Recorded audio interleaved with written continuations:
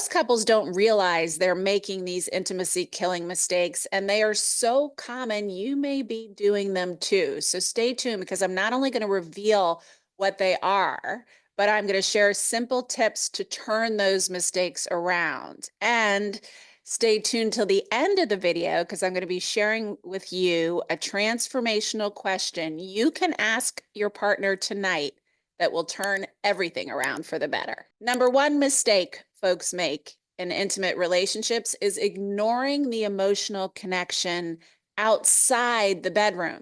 Now, intimacy doesn't begin in the bedroom, although it is true that for most men, they achieve that sense of closeness through the physical act of sex. But sex in a relationship, especially a long-term one, starts with emotional closeness. So if you're not engaging with your partner emotionally during the day, during the week, physical intimacy will start to feel disconnected, and then the desire will start to go down as well. So what do you do to fix it?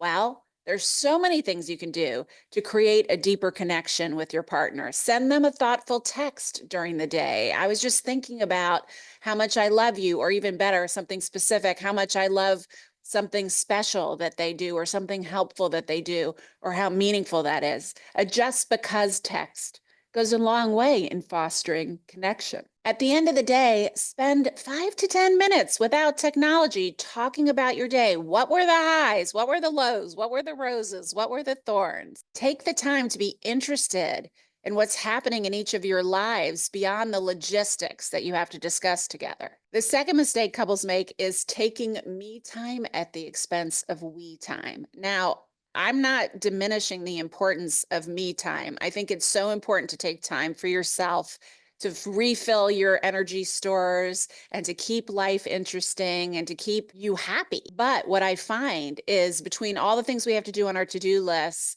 and the things we're doing to sustain ourselves, we're giving up that time that we could be spending together. So what do you do to fix it? Create a weekly we time ritual. Ideally a date night if you can swing that, but even just a brief walk together or cooking dinner together, doing something without distractions, without technology, even 15 to 30 minutes, the longer the better, on a weekly basis, fuels and feeds your connection.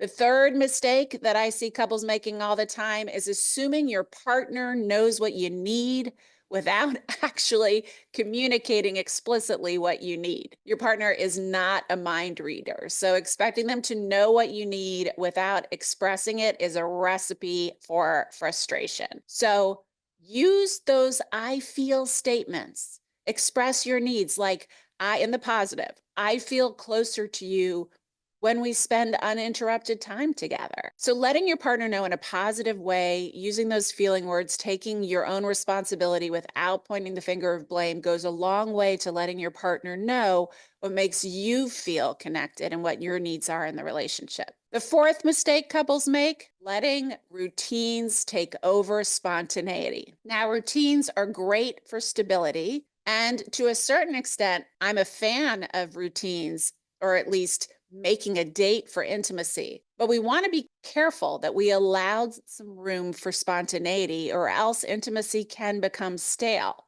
So you can introduce spontaneity by surprising your partner with something simple like a kiss in the middle of the day, a love note, even better, an impromptu adventure you take them on together. Do a few little things every week to mix it up, to surprise your partner in a positive way, and it will go a long way to building intimacy. Now, the fifth mistake that couples make is avoiding those important and sometimes tough conversations about intimacy. It's easy to avoid awkward or difficult conversations. And for most people, talking about sex, especially if things aren't working perfectly and you want to discuss that, or you have a specific need that you want to discuss, it can feel difficult to bring up.